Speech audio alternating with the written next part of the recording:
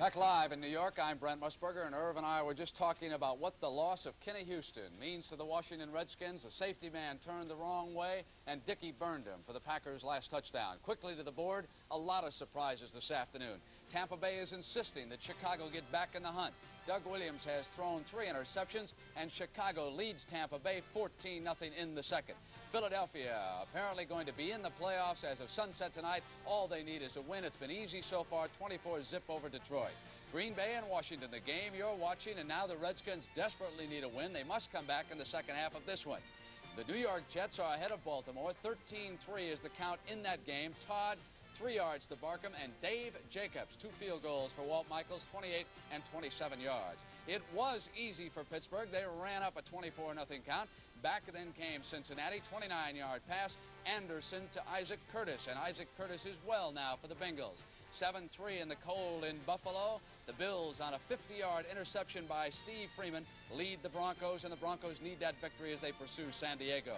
Tough game here in the snow in Cleveland, tied at 7. Campbell from 11 yards out for the Oilers. Sipe 42 yards to Mike Pruitt. The Browns touchdown. San Francisco and St. Louis are scoreless. The Cardinals without their coach who was fired earlier this week, Bud Wilkinson. And Kansas City leads Seattle 7-0, 28 yards, Fuller to J.T. Smith. Let's show you some highlights now. The Tampa Bay kicking game. 4 kicks blocked last week against Minnesota. Not any better on this Sunday afternoon against the Chicago Bears. It was a block kick that set up Chicago's first score as they came pouring in on the Tampa Bay punter, and Lee Coons got all over it. The Bears then recovered it, and from there, Walter Payton was able to score his 60th career touchdown, which ties him for the all-time Bear leadership. Here he is, ramming in for the 6 points. Extra point made it 7-0. Gary Fensick then had one of the 3 interceptions off Doug Williams, and the Bears were in business again. Here comes the run back by Fensick to set it up, and it was Dave Williams running a pattern for Mike Phipps, hit him with the score, and it is 14-0 with time running out in the first half in Tampa Bay. Irv? Running out in the first half in Philadelphia, Brand, of course, the Eagles lead the Detroit Lions by a commanding 24-0 score. Harold Carmichael's caught 2 touchdown passes so far. We've got a couple of minutes left to go at halftime. Ron Jaworski in the first quarter goes to this big receiver right here. He keeps his catching streak alive to 110 games, setting up a scoring opportunity later with Wilbert Montgomery. 7-0 Philadelphia. Jaworski again going up on top, going to number 17, a corner pattern. Touchdown Philadelphia, and the Eagles seem to have a cakewalk in hand, 14-0 early in the ball game. Jaworski going up once again, his favorite target. Carmichael touchdown, and the Eagles lead at halftime, or with just a couple seconds left to go in half by a score of 24-0. They are at the half now in Tampa Bay, still 14-0. Chicago over the Buccaneers. The game you're watching, of course, Washington and Green Bay. Started out as though it might be easy for the Redskins. Joe Theismann here to Ricky Thompson. Thompson at the 1-yard line crashed in for the touchdown. It was 7-0 Skins. But Lynn Dickey is directing the Packers now for Bart Starr. Over the middle to Walter Tullis, and this was a 52-yard touchdown play, and again the Redskins secondary is burned for the first time. Theismann threw a bad pass right here, intercepted in the end zone, badly underthrown receiver that time. Down came the Packers, up over the top went Nate Simpson. It was 14-7. Then with time running out of the second period, here was the bomb. Dickey, and again the Packers had scored, and the loss of Kenny Houston for the Redskins. He will be out for the remainder of the season because of a broken wrist. And the NFL Today will continue on CBS after these messages from your local station.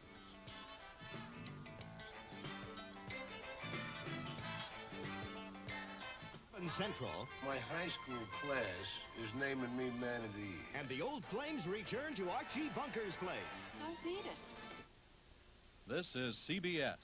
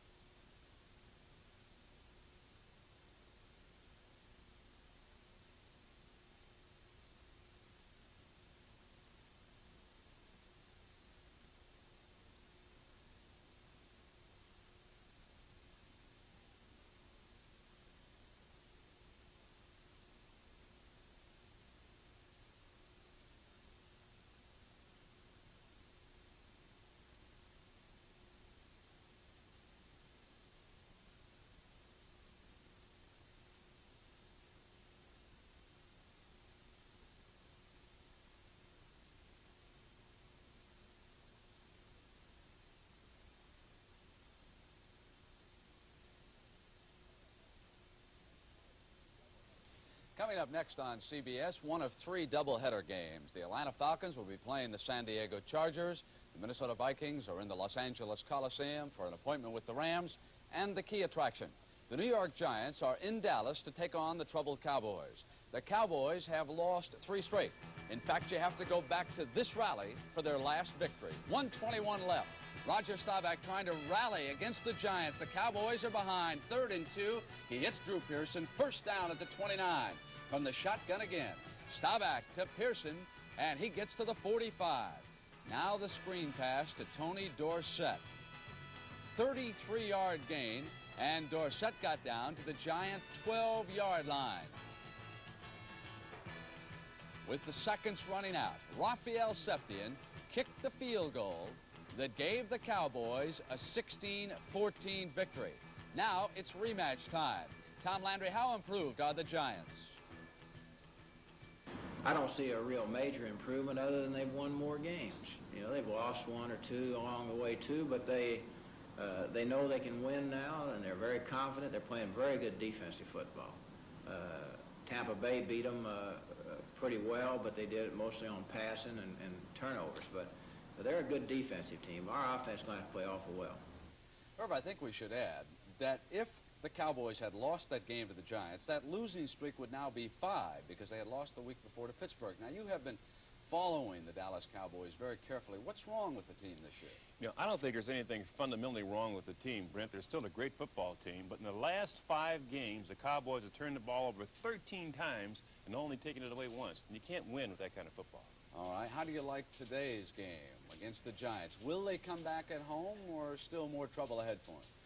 They're going to have trouble on the hands of the Giants, because the Giants have a championship defense. They are a quality defensive football team, but when the Cowboys have their backs against the wall, you know, you have to go along with them. All right. Irv, there's one other player that I want to mention in the National Football League. You saw him in action on Thursday night. He's been a long-time star around the league. Then he was a bench warmer until the second half, and out he came again. Bob Greasy, directing the Miami Dolphins to a come-from-behind victory over the New England Patriots. This one to Tony Nathan, then you'll see the touchdown pass to Nat Moore. Forget the stats. Bob Greasy was benched for Don Struck, and he handled it like a gentleman. And when the time came, Greasy was ready to do the job. He has been knocked by broadcasters. He has been knocked by other quarterbacks. But he demonstrated once again that he is an extremely high-class human being. Now let's send you back to the stadium.